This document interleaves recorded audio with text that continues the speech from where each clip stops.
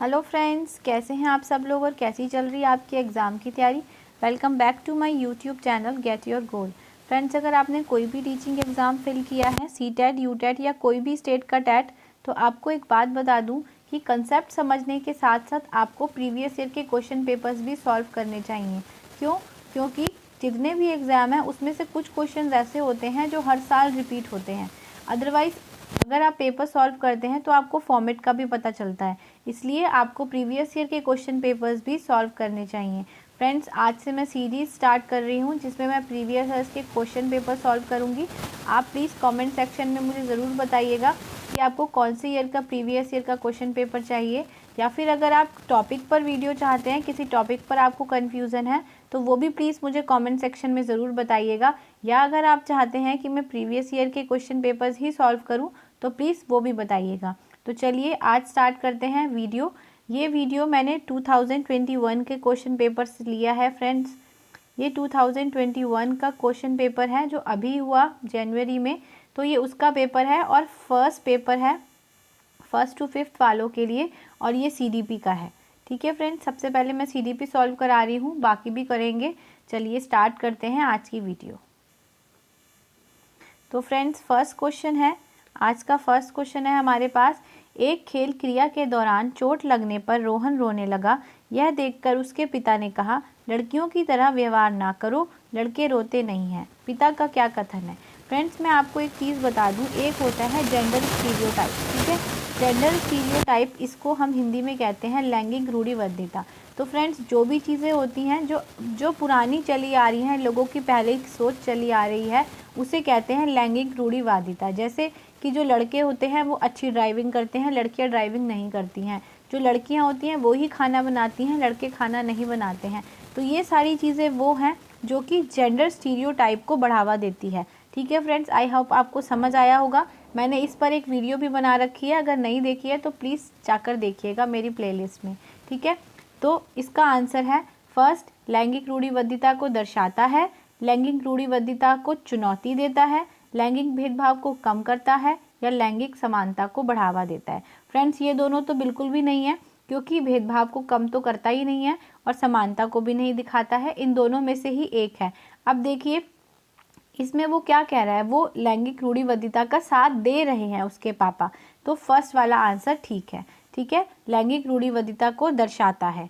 Second का मतलब होता है लैंगिक रूढ़िबद्धता को चुनौती देता है। ये भी उसका एक अपोजिट है, बट अपोजिट तो नहीं कर रहे ना, वो लैंगिक रूढ़िबद्धता को सपोर्ट कर रहे हैं, इसलिए इसका फर्स्ट वाला आंसर है।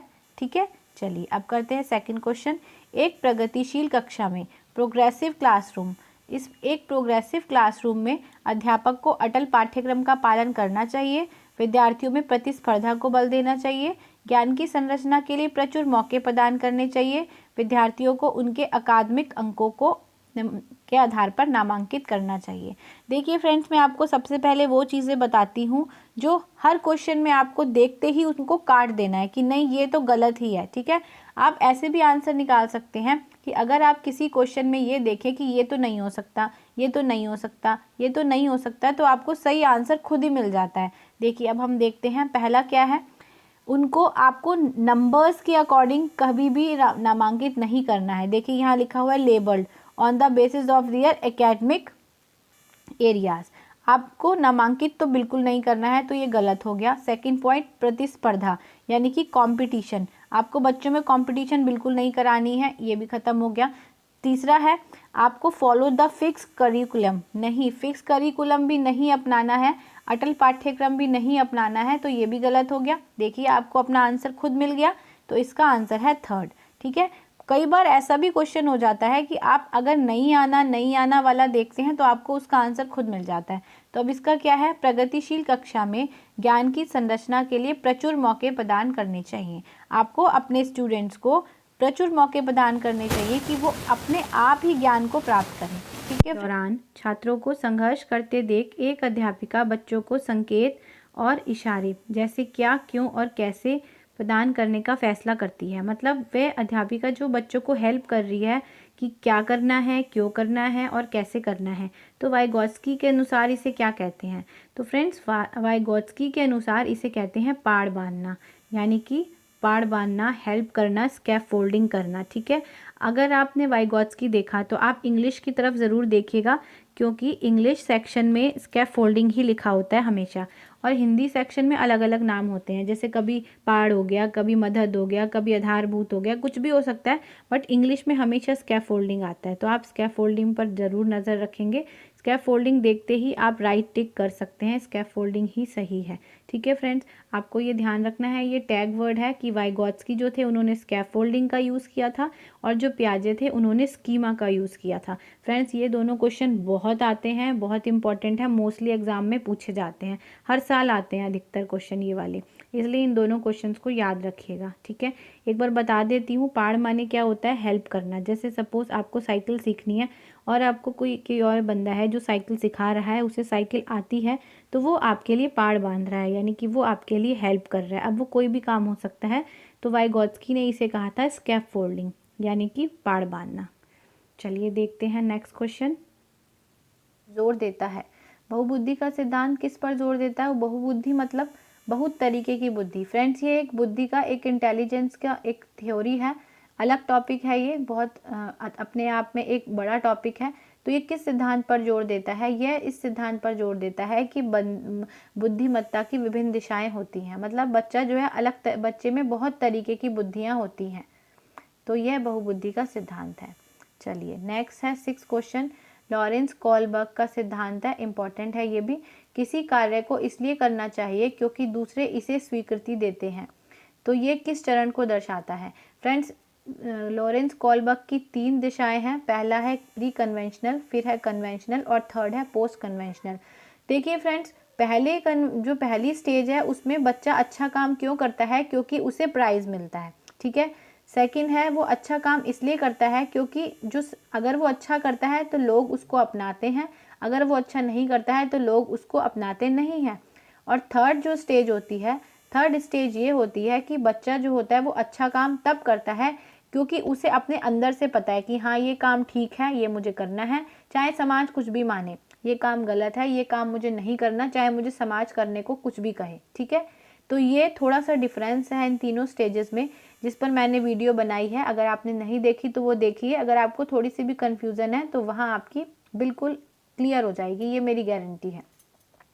तो अब ये पूछ रहे हैं कि लॉरेंस कोलबर्ग जो कौन सी स्टेज में ये कहता है कि व्यक्ति अच्छा काम यानी कि नैतिक काम तब करता है क्योंकि दूसरे इसे स्वीकृति देते हैं, तो ये है सेकंड वाली स्टेज यानी कि कन्वेंशनल स्टेज।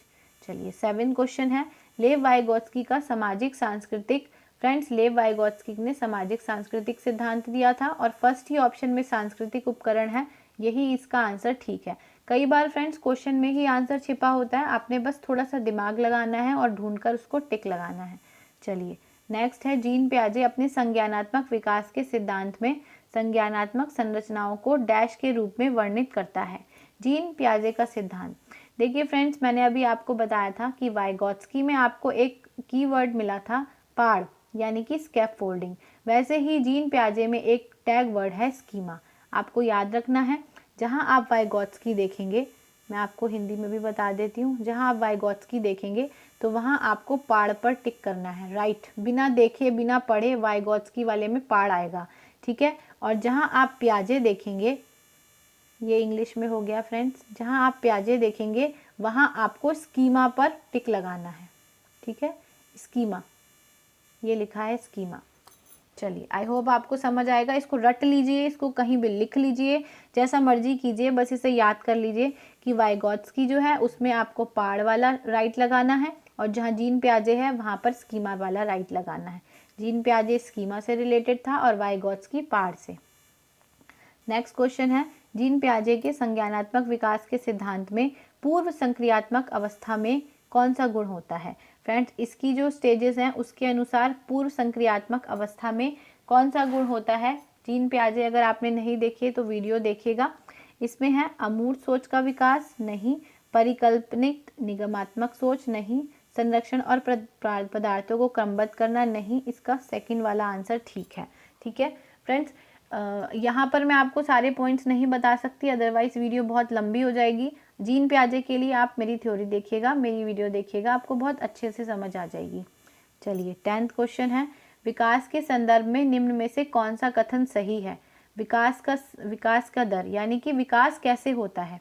तो विकास जो है वो बहुआयामी होता है।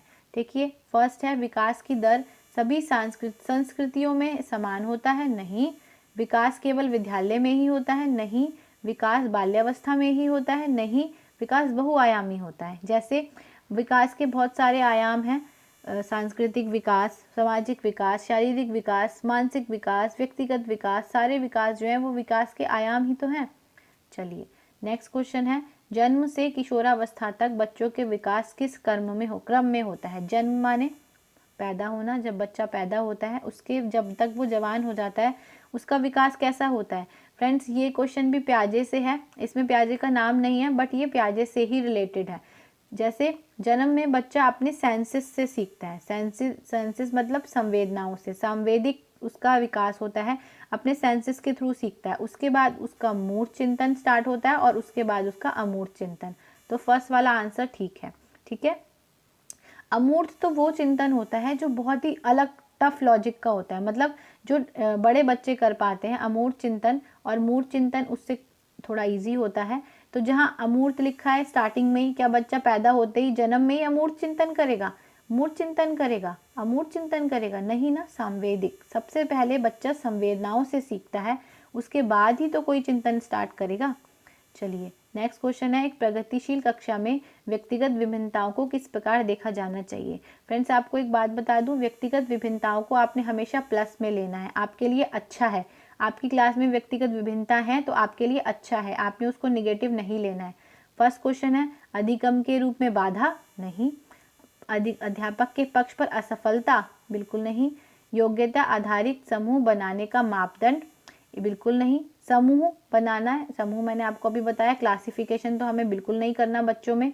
अध्यापन अधिगम प्रक्रिया की परियोजना के लिए महत्वपूर्ण है, ठीक है। व्यक्तिगत विभिन्नता आपको प्लस में लेनी है तो महत्वपूर्ण है ना अधिगम के लिए।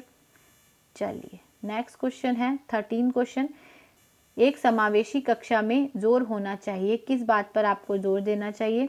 प्रदर्शन अभिमुखी लक्ष्यों पर, अभिवेदी समरूपी निर्देशों पर, सामाजिक पहचान के आधार पर छात्रों का अलगाव, हर बच्चे के सामर्थ्य को अधिकतम प्रयास करने का अवसर देना। बिल्कुल आपको हर बच्चे को अधिकतम अवसर देने हैं कि वो सबसे ज़्यादा विकास करे, ठीक है, तभी तो आपकी लर्निंग अच्छी होगी। अगर आपके बच्चों को आपने मौके ही नहीं दिए सीखने के, आप उनको अवसर ही नहीं दे रहे हो सीखने के, तो बच्चा कैसे सीखेगा?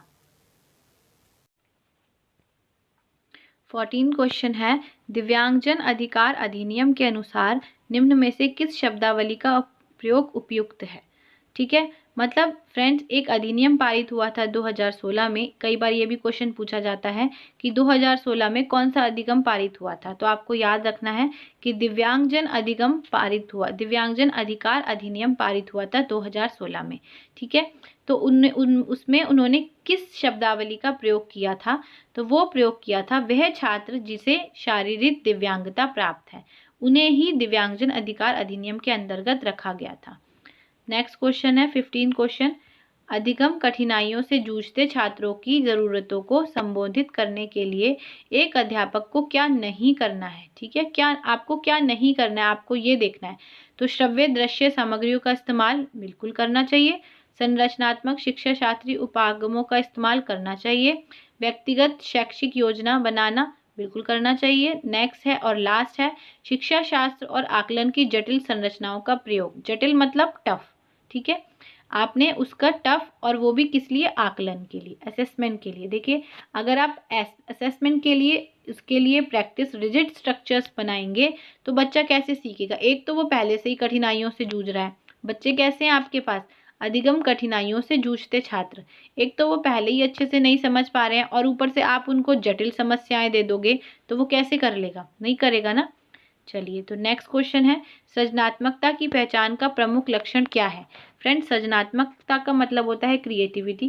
क्रिएटिविटी क्या होती है? जैसे सपोज आपने एक बच्चे को कहा कि बेटा ये वेस्ट मटेरियल से आप क्या क्या बना सकते हो, तो वो अलग अलग तरीके से सोचेगा, ये भी बना सकता हूँ, ये भी बन सकता है। तो ये होता है क्रिएटिव बच्चा। तो ये क्या है? अपसारी चिंतन, यानी कि अलग अलग तरीके से बच्चा सोच रहा है, तो ये होती है डाइवर्जेंट थिंकिंग। डाइवर्जेंट थिंकिंग यानी कि अपसारी चिंतन, ठीक है। और जो बच्चे सृजनात्मक नहीं होते हैं वो करते हैं अभिसारी चिंतन। याद रखेंगे आप, अभिसारी, अभिसारी और अपसारी, इन दोनों में अंतर है। अभिसारी मतलब जो बहुत कम सोचता है और अपसारी मतलब जो बहुत ज़्यादा सोचता है, डाइवर्ट थिंकिंग रखता है, ठीक है। तो क्रिएटिविटी के लिए आपको डाइवर्जेंट थिंकिंग चाहिए यानी कि अपसारी थिंकिंग चाहिए। नेक्स्ट क्वेश्चन है, 17 क्वेश्चन है, विविध पृष्ठभूमियों के अधिगमकर्ताओं को संबोधित करने हेतु एक अध्यापक को क्या करना चाहिए। विविध पृष्ठभूमियों मतलब जैसे कोई बच्चा होता है वो गरीब होता है, कोई पिछड़े बैकग्राउंड से होता है, कोई रूरल एरिया से आता है, कोई पॉश एरिया से आता है, हर बच्चा अलग अलग एरिया से आता है, सारे बच्चे एक तरीके के तो नहीं होते ना एक स्कूल में। 17 क्वेश्चन है, विविध पृष्ठभूमियों के अधिगमकर्ताओं को संबोधित करने हेतु अध्यापक को क्या करना चाहिए। देखिए, विविध पृष्ठभूमि मतलब यानी कि डाइवर्स बैकग्राउंड्स का मतलब हर बच्चा अलग तरीके के माहौल से आता है, कोई रूरल एरिया से आ रहा है, कोई पॉश एरिया से आ रहा है, कोई अच्छी फैमिली को बिलोंग करता है, कोई थोड़ी सी फाइनेंशियल अच्छा नहीं होता। तो सबके लिए टीचर को क्या करना चाहिए, विविधता संबंधी मुद्दों पर बातचीत टालनी चाहिए, विविध विन्यासों के उदाहरण लेने चाहिए, सभी के लिए मानकीकृत आंकलनों का इस्तेमाल करना चाहिए, ऐसे कथनों का इस्तेमाल करना चाहिए जो नकारात्मक रूढ़िबद्ध धारणाओं को मजबूत करें, ठीक है। अब इसका आंसर क्या है, इसका आंसर है फ्रेंड्स सेकंड, विविध विन्यासों के उदाहरण लेने चाहिए, ठीक है। उसने अलग अलग तरीके के उसे एग्जाम्पल लेने चाहिए, जैसे विविधता संबंधित मुद्दों पर बातचीत टालनी चाहिए। देखो, टालना तो बिल्कुल नहीं चाहिए, किसी भी चीज़ का टालना कोई उसका सॉल्यूशन नहीं होता, ठीक है ना। मानकीकृत आंकलनों, स्टैंडर्डाइज असेसमेंट, अभी मैंने बताया असेसमेंट तो आपने करना ही नहीं है, ठीक है। और उसके बाद निगेटिव स्टेरियोटाइप भी नहीं करना है, तो इसका आंसर सेकंड ही ठीक होगा। चलिए अब 18 पर आते हैं, समस्या समाधान क्षमताओं को किस प्रकार सुसाध्य किया जा सकता है। समस्या समाधान मतलब प्रॉब्लम सॉल्विंग एबिलिटीज़। अगर आप प्रॉब्लम सॉल्विंग एबिलिटीज़ जो हैं आपके अंदर, अगर किसी बच्चे को हमें कैसे डेवलप करें, हम कैसे करें, तो कैसे करेंगे, समरूपों का इस्तेमाल करके, मतलब एक बार उसे उसकी एनालॉजी को एनकरेज करके, उसे एक तरीके के क्वेश्चन देकर उसको अब समस्या समाधान मतलब अगर आप किसी बच्चे को प्लस करना अच्छे से सिखा सकते हैं, सिखाना है आपको, तो आप कैसे सिखाएंगे, बार बार प्लस के सम देंगे तभी तो उसे समझ आएगा। अगर आपने एक बार प्लस दिया, फिर माइनस दे दिया, फिर डिवाइड दे दिया, तो वो प्लस कैसे समझ पाएगा। तो उसे समरूप देखना है आपने, एक जैसी चीज़ एक बार बार बार देनी है, तभी तो वो उसको अच्छे से कर पाएगा। चलिए नेक्स्ट है, एक बार इसके ऑप्शंस देख लेते हैं। विद्यार्थियों में डर पैदा करना है, बिल्कुल नहीं। समस्याओं के हल हेतु अटल प्रक्रिया इस्तेमाल करनी है, बिल्कुल नहीं। लगातार अभ्यास और कार्यान्वयन पर जोर देकर, ये भी बिल्कुल नहीं, ठीक है। चलिए नेक्स्ट क्वेश्चन है 19, अधिगम के अभिप्रेरणा को किस प्रकार कायम रखा जा सकता है, ठीक है। अधिगम की अभिप्रेरणा को किस प्रकार कायम रखा जा सकता है। मोटिवेशन, आप बच्चे के मोटिवेशन को किस प्रकार बढ़ा सकते हैं, कैसे, बच्चों को दंड देकर और प्रवीणता अभिमुखी लक्ष्यों पर जोर देकर, बच्चों को बहुत आसान क्रियाकलाप देकर, यंत्रवत याद कराकर, बिल्कुल नहीं। आपको आंसर मिल गया, मक्खन क्वेश्चन है फ्रेंड्स। देखिए, दंड आपने देना नहीं है, आसान क्रियाकलाप आपने देनी नहीं है, याद उन्हें कराना नहीं है, तो सेकंड वाला आंसर ठीक हो गया।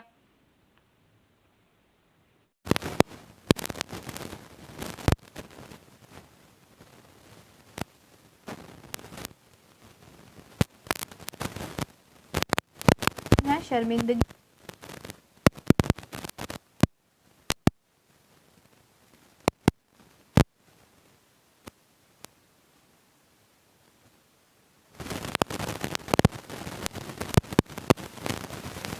प्रयोग करना चाहिए, नहीं बिल्कुल भी नहीं करना चाहिए, तो इसका आंसर है सेकंड, ठीक है।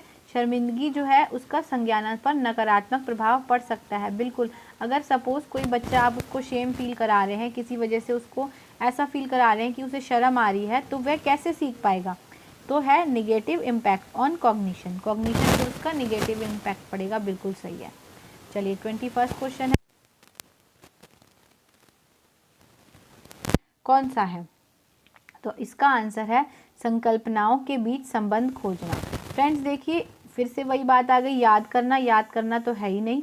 अनुकरण और नकल करना बिल्कुल भी नहीं है। आपने ये तो दोनों चीज़ें देखते ही काट देना। याद करना, नकल करना, दोहराना, ये चीज़ें तो बिल्कुल ही काट देना, ठीक है। ऑब्जर्वेशन विदाउट एनालिसिस, ये भी नहीं है।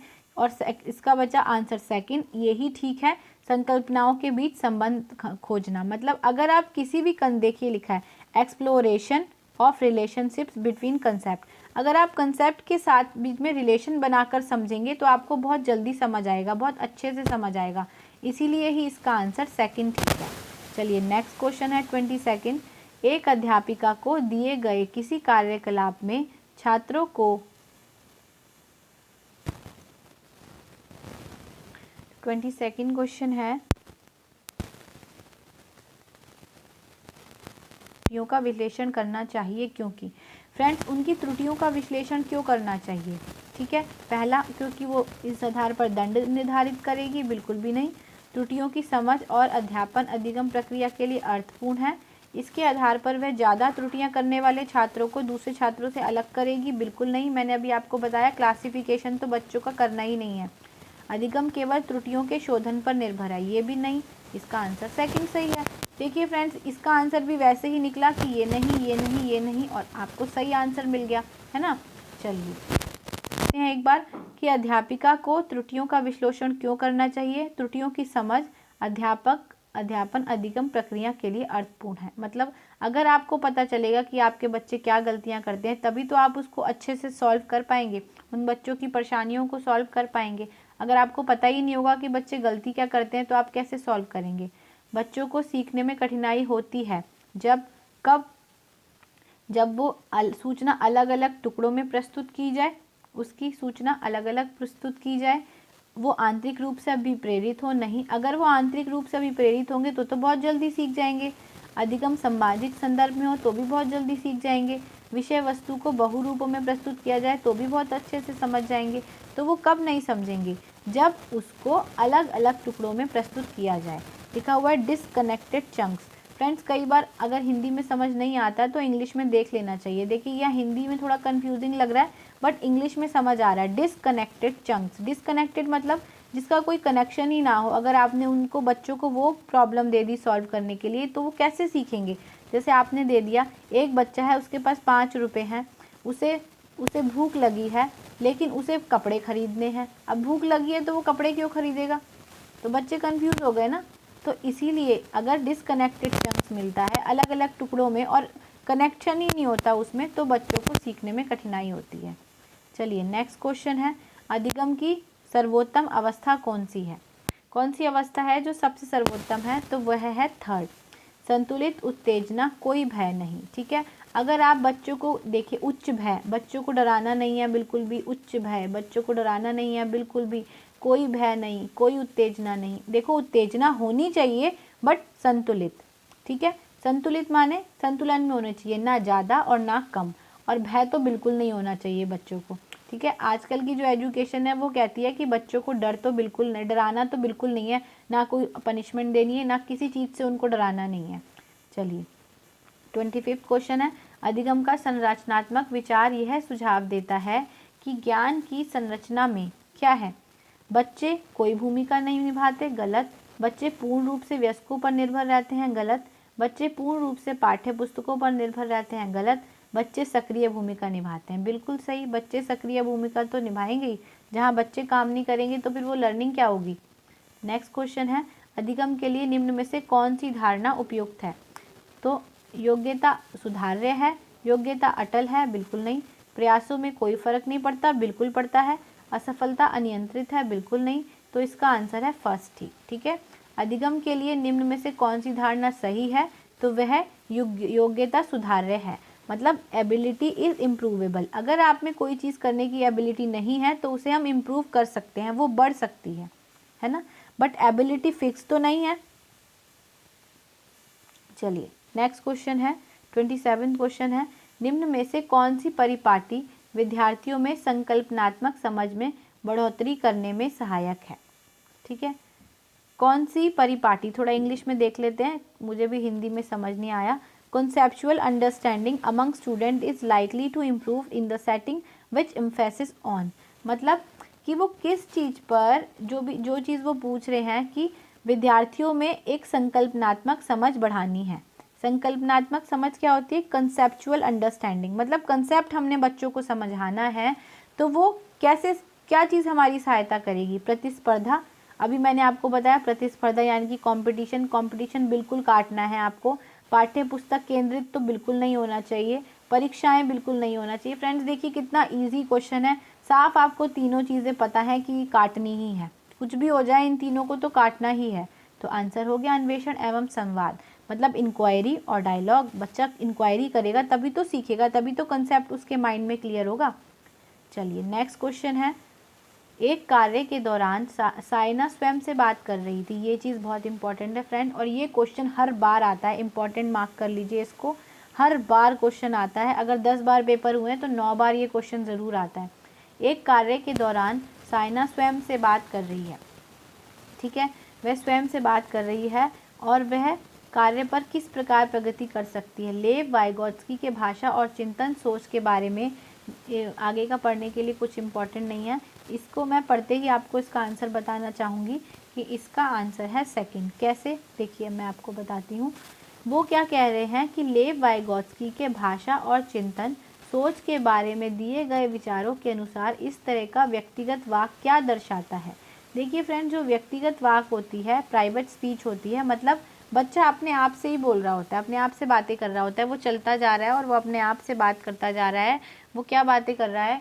मैं गिर गया, मैंने ये खाया, मैंने वो पिया। तो जो आपने देखा होगा कई बच्चे अपने आप से बातें करते हैं, तो वो कहलाती है व्यक्तिगत वाक, ठीक है। तो वो होता है स्वनियमन। अगर ये होता है वाइगोत्स्की के अनुसार, अगर आप देखेंगे, अगर आपको देखना है प्याजे के अनुसार, तो वो होता है ईगोसेंट्रिज्म, ठीक है।